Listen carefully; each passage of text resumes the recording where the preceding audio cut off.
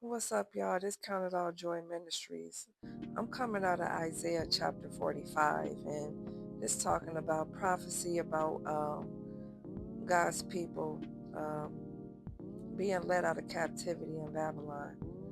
So, prophecy is located in this chapter due to King Cyrus being chosen as God's shepherd. He's going to be the one vital in releasing God's people from captivity. They will be able to return to Jerusalem to rebuild the new temple, and everything they lost due to their disobedience and their idolatry against God will be restored to them. Now, King Cyrus is a pagan leader, but God chose him, and this is illustrating God's sovereignty. He can use whatever, whomever, whenever, be it His will. His goal and purpose is to restore His people, regardless of how they came against Him and disobeyed Him. His promises are sure, and He is providing provision for the future of His people through this prophecy.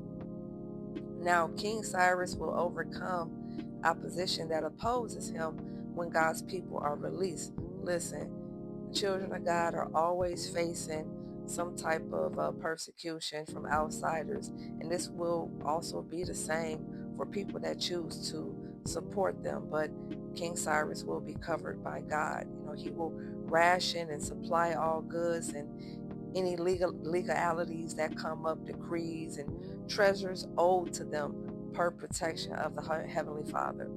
And this is a testimony to God's glory of how He provides in miraculous ways that is beyond our understanding, and further showing how idols are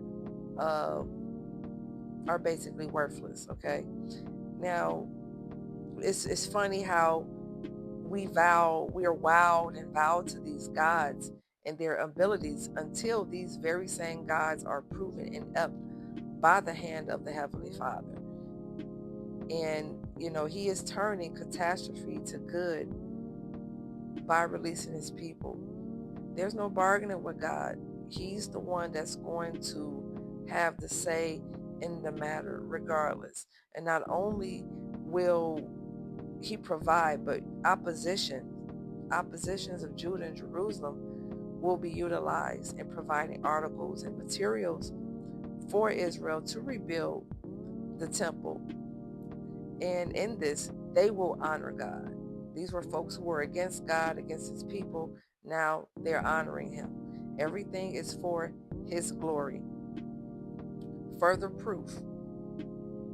And look at what the children of God lost due to worshiping these idols. God made the world for us to be in His purpose. And when we step out of that, destruction will surely follow. It may not be immediate, but it will. And the very first thing He will do is send His true prophets to send warning and to warn us. Okay, and we don't want to fall in perdition. We don't want to desecrate another one of God's creations. God is righteous and commands His chosen to be righteous. For idols, they can't be so, which is why they must be rejected. They can't move, they can't speak, they can't do anything. So how are they going to be righteous?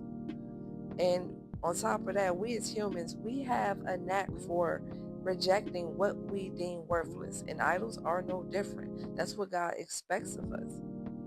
We put Him first, because who else is going to bring them out of captivity? When the world looks at us, His people, they should see a reflection of Him, not the world or any other profane thing. God will keep His promises through any turmoil. He has the final say. He will keep His promises, and all prophecy from Him will be fulfilled, whether it's our captivity or our abundance. God does not lie, and He never changes.